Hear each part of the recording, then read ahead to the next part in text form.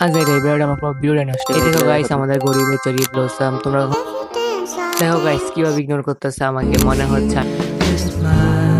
Cherry blossom ফুল ছিটতে যে আমার পোপাট হয়ে গেছে প্রথমে আমি একটা ফুল ছিটতে নিছি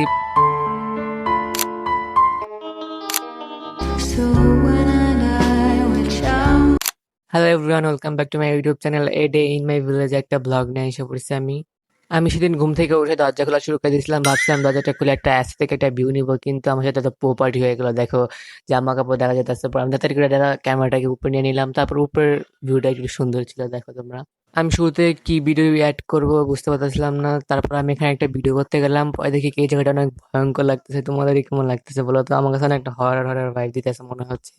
একটা ভূতের মুভি সেদিন নর্মালি রোদ কম ছিল তাই সবকিছু অনেক সুন্দর লাগতেছিল বাতাস হচ্ছিল হালকা হালকা আর গাছগুলো বাতাসের মধ্যে অনেক সুন্দর লাগতেছিল তোমার কাছে কেমন লাগতেছে আর তোমরা বিশ্বাসই করবে না যে আমাদের ঢাকা থেকে গ্রামের মধ্যে গরম বেশি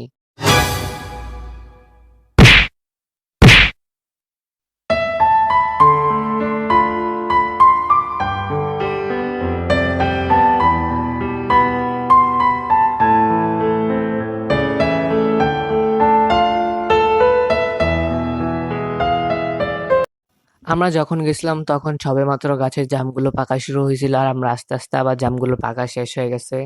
আর মানে আমরা বলতে গেলে আমরা এত আনলাকি জাম খাইতেও পারি নাই দেখতেও পারি নাই আর নিচে শুধু জামগুলো পড়তো আর শুধু নষ্ট হতো দেখো কতগুলো মানে এখানে পুরো দাগ পড়ে গেছে জামের আর এই জায়গায় দেখো জাম পড়ে পড়ে নষ্ট হয় আর আমরা ঢাকায় থাকলে আমাদের এই জাম কিনা কিনা খাইতে হয় গাইস জানো তোমরা যে ডার্ক চকলেট গুলো কিনে কিনে খাও আমরা সেই ডার্ক চকলেট গুলো ফালাই দিই আমাদের গ্রামে দেখলে আমরা কত বড় লোক আলট্রা প্রো ম্যাক্স গাইস তোমাদের কাদের কাছে ডার্ক চকলেট লাগবে বলি আমি তোমাদের জন্য নিয়ে আসবো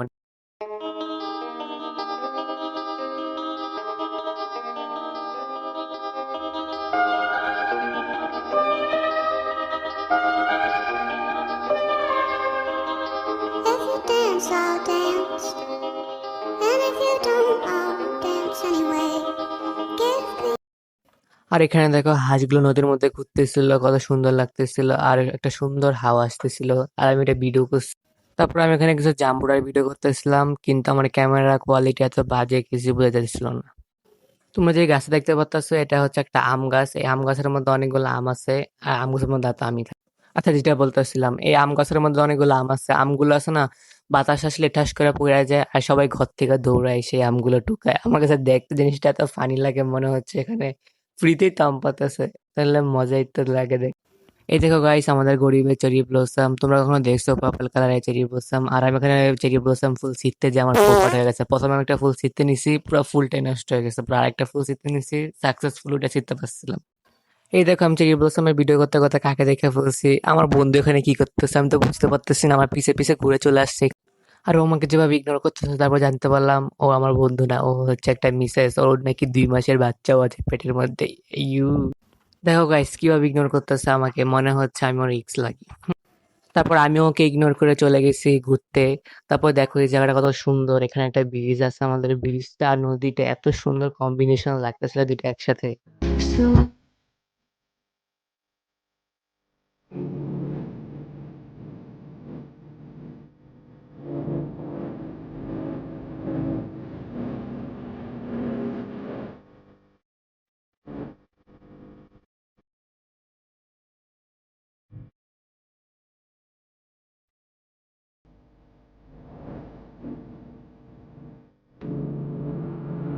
আর এখানকার পানিগুলো দেখো কত পরিমাণে পরিষ্কার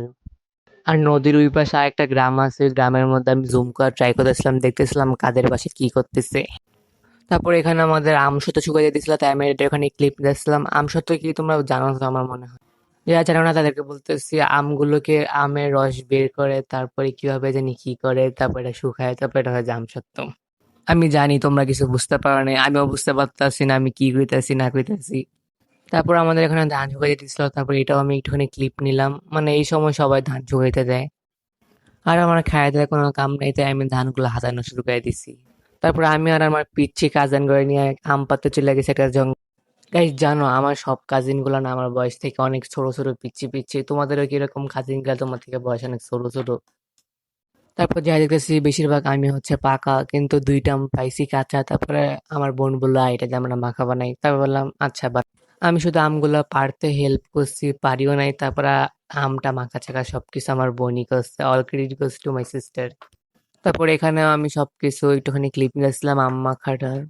তারপর আরেকদিন আমি আমার দাদুর সাথে গেছিলাম বাজারের মধ্যে। আমি বলছিলাম যেতাম না, যেতাম না। তারপর আমার জোর করে নিয়ে গেছিল বাজারের মধ্যে। তারপরে সেখানে যেয়ে আমি কিছু কিছু কিনি। আর আমি ওইখানে যাওয়া একটা পোপাট করে দিয়েছি যেন কি, আমি যে বাজারের ব্যাগটা ছিল সেই বাজারের ব্যাগটা আমি ছিঁড়ালাইছি পুরো, একদম মানে সুতার মতো সব বাইরে গেছে গা।